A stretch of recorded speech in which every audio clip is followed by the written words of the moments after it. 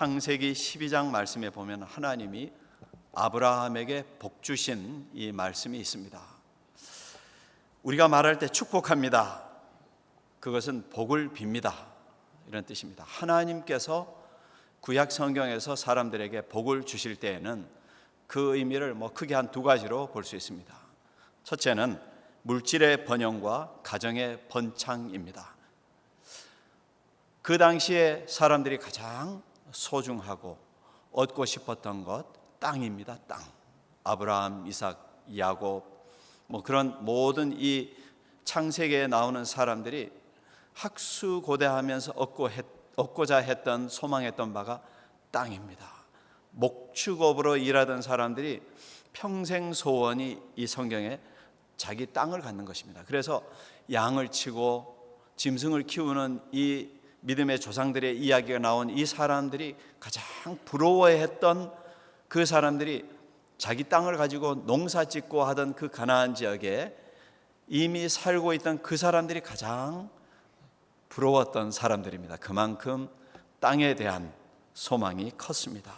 그러니까 복이라 할 때에 모든 물질의 복도 있고 땅의 복도 있고, 땅이 있으면 그 땅을 가꾸고 일할 수 있는 가족들이 풍성할 때 또한 복이라고 그렇게 생각을 했습니다. 가족들의 그 많은 풍성한 복을 받는 것입니다. 그 다음에 또 복이라는 것은 하나님과의 관계성 속에서 영적으로도 풍성하고 번영되는 그런 영적인 복입니다. 하나님과의 아름답고 복된 든든한 관계로 세워질 때에 받는 그 복입니다. 만약에 우리가 현대 크리스찬들이 우리들에게 이렇게 하나님께서 아브라함 같은 복을 주신다 한다면 우리는 여러분 어떤 복을 기대하겠습니까? 만약에 좀 젊은 분들이라면 이것이 직접 나에게 혹은 하루 속히 개인적으로 미래적인 것도 복되는 것도 좋지만 가능하면 지금 속히 나의 삶에 어떤 영향력을 나타낼 수 있는 그런 복, 이것을 원할 수 있습니다. 그런데 보통 보면 신앙의 연륜이 쌓이는 분일수록 세상의 오랜 삶과 신앙의 연세가 있으신 분들의 복이라는 것은 조금 이제 어느 정도 좀 더 깊은 의미로서의 복을 생각하는 분들도 있습니다. 금방 내가 무엇을 경험하고 나의 것으로 이렇게 채워지지 아니한다 할지라도 하나님이 주시는 그 복은 나의 삶과 나의 모든 미래적인 시간에 모두 해당되는 복, 그러니까 끝까지 복될 수 있는 복이 참된 복이다. 그리고 거기에 영생의 시간까지 이어질 수 있는 영원한 가치로 이어질 수 있는 그 복, 그것을 우리 하나님의 사람들은 정말 더 복되다 이렇게 생각할 수 있습니다.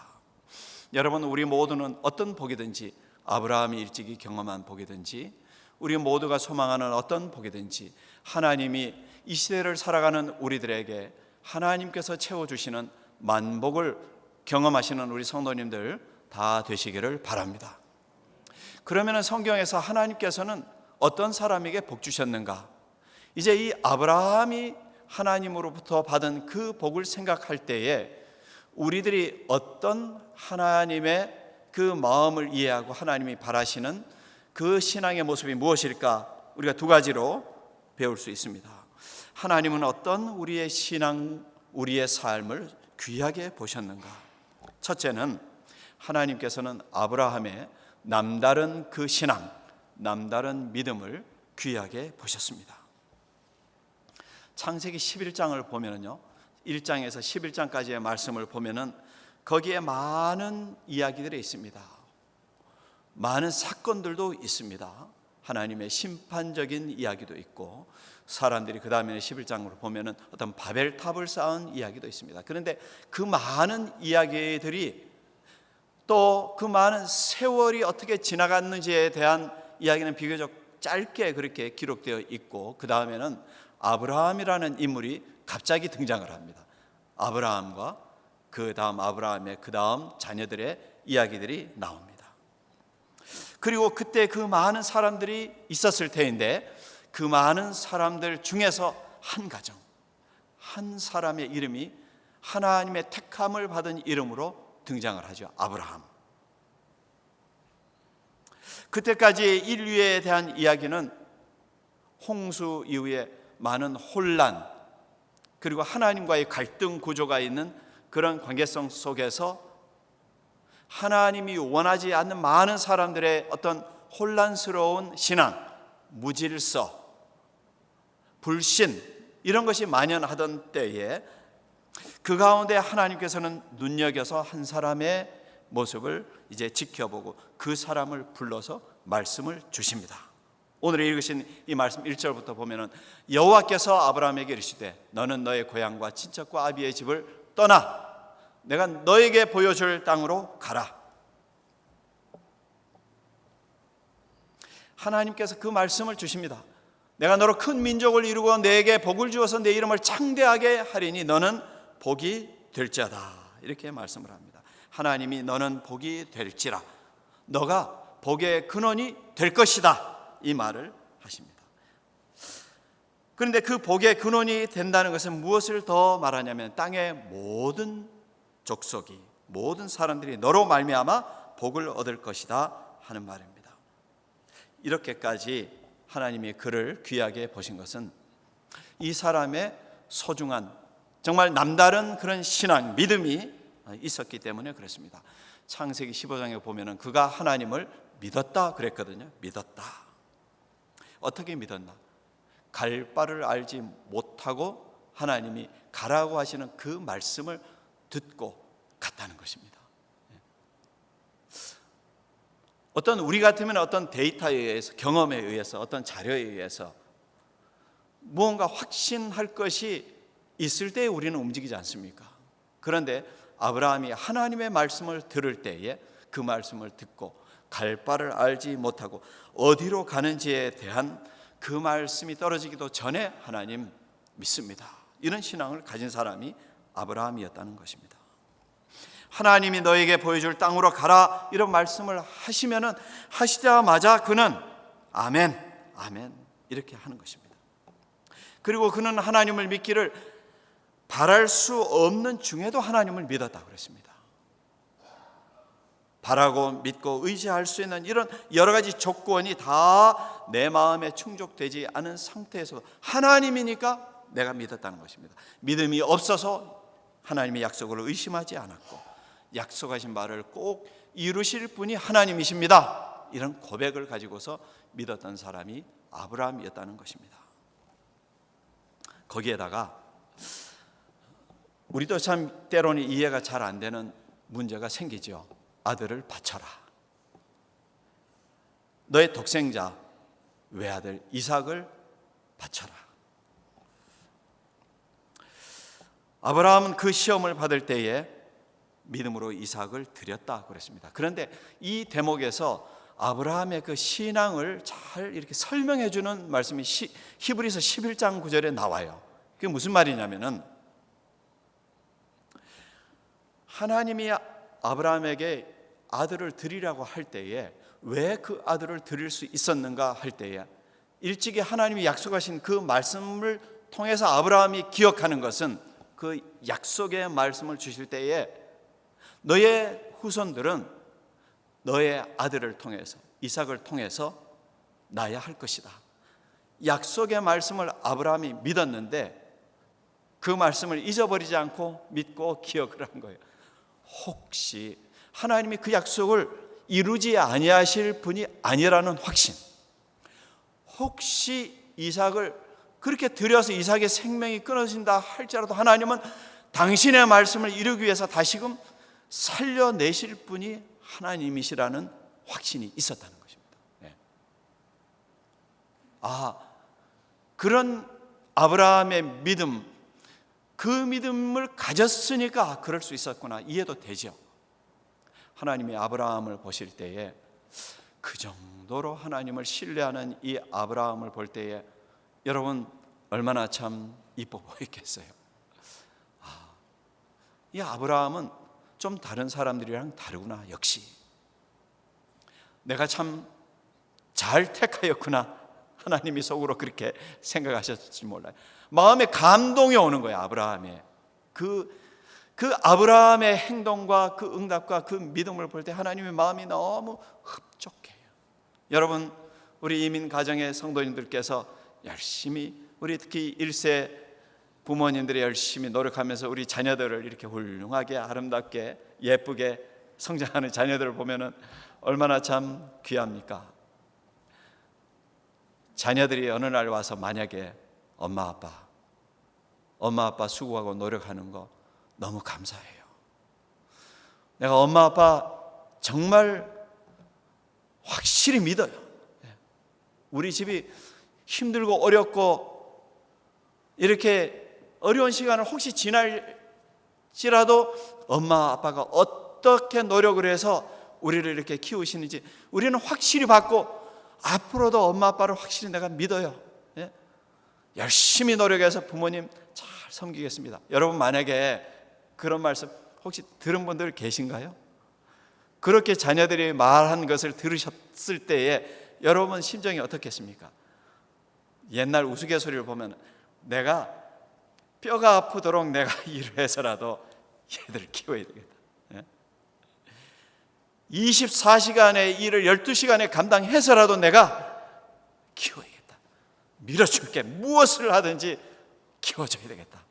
부모의 마음이 얼마나 흡족하겠어요. 여러분, 아브라함의 그 믿음을 보는 하나님의 마음이 그러지 않았을까요? 아브라함의 그 믿음을 볼 때에 너무 하나님의 마음에 정말 참 기가 막힐 정도로 감동이 주어지는 거예요. 그런데 여러분, 여기서 중요한 것이 있습니다. 그게 뭐냐면은 로마서에 기록하기를 그런 하나님의 주어지시는 복은, 은혜는, 구원의 은총은 아브라함에게 뿐만 아니라 아브라함을 믿고 아브라함의 그러한 신앙과 같이 우리들도 하나님을 믿고 의지하고 고백하는 십자가 신앙을 고백하고 예수 믿는 우리들, 믿음으로 굳게 선 우리들을 또 역시 위함이라 그랬습니다. 여러분, 그 말씀은 오늘날 예수 믿는 우리들에게도 굉장히 중요한 사실입니다. 오늘 우리가 예수 믿고 우리의 신앙을 하나님 앞에 드릴 때에 아무렇게나 믿는 것 아닙니다. 하나님은 하나님이라는 존재가 계시다는 것을 우리가 알기 때문에도 믿죠. 물론 하나님을 믿으면 구원을 받습니다. 우리가 인지하고 인식하고 받아들여요. 그것도 믿음이라는 것입니다. 그런데 나의 모든 삶을 하나님, 내가 주님을 전적으로 트러스트합니다. 믿습니다. 하나님께서 무엇을 나에게 말씀하시고 어떤 길을 나에게 명령하실지라도 주님, 내가 그 길을 믿음으로 내가 받고 주님을 내가 확실히 믿고 주의 길을 가겠습니다. 전적으로 확신하고 의지하는 그 믿음, 여러분, 그 믿음이 우리에게 있을 때에는 아브라함에게 뿐만 아니라 그 믿음을 가진 자에게도 하나님의 그 구원의 은혜와 아브라함에게 주셨던 하나님의 그 만복이 오늘 우리들에게도 주어질 수 있는 것입니다. 그래서 여러분, 우리가 만약에 믿음을 생각할 때에 지혜를 가진 성도들이라면 내가 어떻게 아브라함과 같은 하나님의 복을 받을 것인가 하는 것이 혹시 생각난다면 우리는 무슨 생각을 또 해야 되겠습니까? 그러면 내가 아브라함 같은 정말 훌륭한 남다른 그런 믿음을 내가 가져야겠구나, 이런 마음을 우리가 가져야 되지 않겠습니까? 그런 훌륭한 믿음으로 하나님의 마음을 기쁘시게 하고 하나님의 마음에 감동을 드리고 만복을 체험하시는 우리 모든 성도님들이 되시기를 주님의 이름으로 축원합니다. 우리가 아브라함의 믿음을 하나님께서 그렇게 인정을 하셨는데, 또 한 가지 하나님께서 아브라함에게 복 주신 또 하나의 이유는 너무나도 간단한 이야기지만은 아브라함의 그 귀한 신앙에 이은 아브라함의 순종의 걸음이라는 것입니다. 아브라함은 순종함으로 복된 길을 열었습니다. 순종의 걸음을 내디딤으로 복된 길을 이제 향해서 나아갔습니다. 4절에 보면은요, 아브라함이 여호와의 말씀을 따라갔고 롯도 그와 함께 갔으며 아브라함이 하란을 떠날 때에 5세였더라. 여러분, 당시에 하란은 발전된 도시였습니다. 유브라데 강의 상류 지역이거든요. 무역도 활발했을 것이고 모든 삶의 기반 시설들이 그 당시에 잘 이루어진 대도시입니다. 거기에 비해서 가나안 지역이라는 것은 전혀 어디 별로 이름도 없는 시골 같은, 개발도 덜 되고 사람들은 살고 있는 것 같지만 거기에 가서 어떤 생활이 어떻게 불편하고 어떻게 일을 하고 어떤 잡을 가지고 어떻게 살아야 할지에 대한 확신이 사실 잘 서지 않는 곳일 수도 있습니다. 그런 지역이지만은 아브라함에게 하나님이 말씀하십니다. 그곳으로 가라고 하실 때에 더욱이 하란이라는 곳에서 아브라함과 그 가족들은 조금 자리가 잡혀갈 때예요. 그런데 그런 기반을 이제 놓고 또 떠나는 것도 쉽지는 않았을 것입니다. 그럼에도 아브라함은 순종을 합니다. 왜냐하면 하나님은 절대로 나를 잘못된 길로 인도하실 분이 아니라는 확신이 있었고, 확신이 생기니까 순종할 수 있습니다. 여러분, 확신이 없으면은 내가 내 손발 하나 한 걸음도 어디로 내딛기가 쉽지 않습니다. 확신이 있으면 열정이 있습니다. 여러분, 우리 성도님들, 믿음의 확신이 있으면 신앙생활에도 열정이 생깁니다. 뜨거움이 생겨요. 확신이 없고 날마다 맹숭맹숭하면 마음에 뜨거움이 생기지 않아요. 마음이 동해지지 않습니다. 움직여지지 않습니다. 아브라함은 말씀을 들을 때에 그 말씀을 듣고 순종합니다. 시편 119편의 말씀과 같이 주의 말씀을 들었을 때에 주의 그 말씀은 내 발의 등으로 내 길의 빛으로 삼고 내가 주의 길을 나아가는 것입니다. 힘차게 순종하는 것입니다. 대충 순종이 아닙니다.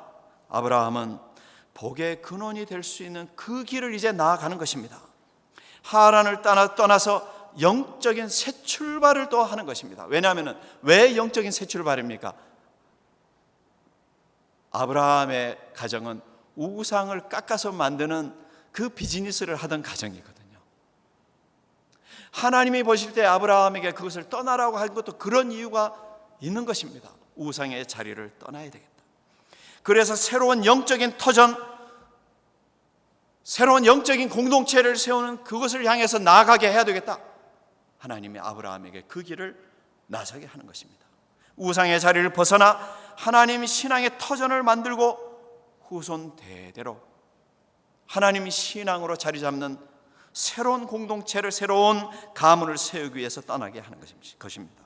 순종의 길로 이제 나서는 그 아브라함에게 하나님은 약속의 말씀, 내일에 대한 약속을 주시지요. 내가 이 땅을 너희 자손에게 줄 것이다. 너는 눈을 들어서 너 있는 곳에 동서남북을 다 봐라. 내 자손이 땅에 티끌 같게 할 것이고